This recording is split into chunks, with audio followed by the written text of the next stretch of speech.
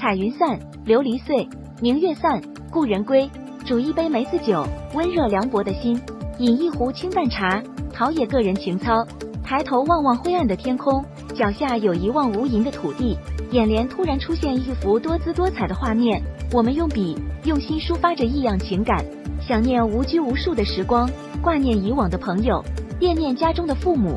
从故乡到异乡，漂泊思乡的游子脸上夹带愁苦。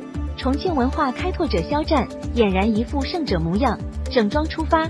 前言：痛是无形的，肖战身上有一美德，他睿智、冷静，善于思考和总结。30而立的短文案表明2大决心：对得起演员身份，辨别清楚肩膀上该担的重任，浪花激荡，逆流向上。幸亏肖战在那场暴风雨般的锤击中站得更坚韧，没人可击碎他的信仰。被迫出圈、破戒、出局，在舆情风浪口脱离苦海。人生如戏，苍凉的谢幕曲总要有一人吟唱，扛得住小委屈才有大天地。这清冷人间，从没全身而退一说，被当作棋子、剑靶，史进8早期素人历史。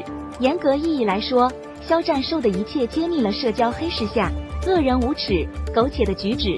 1年的光阴消耗，情感压榨，他终于逆风而行，向着正义的领地走去。同理，内娱亦是如此。肖战从设计师、摄影师、演员到全能才子，样样精通。长得清秀，为何那么多人不愿放过他？翻身归来，逆行而来的肖战是圈层比较鲜明的代表。他骨气硬，心态端正，他有温度，重情义，跨圈世纪改变发展方向。杂乱无情的名利场中，没人是幸存者。肖战多次破例，为娱圈树立典范。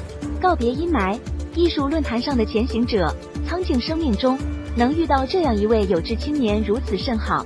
蹉跎寂寥的人生轨迹，他会给你一个方向，树立文化标杆，步履沉稳地走向远方。世事皆苦，拥有即幸福。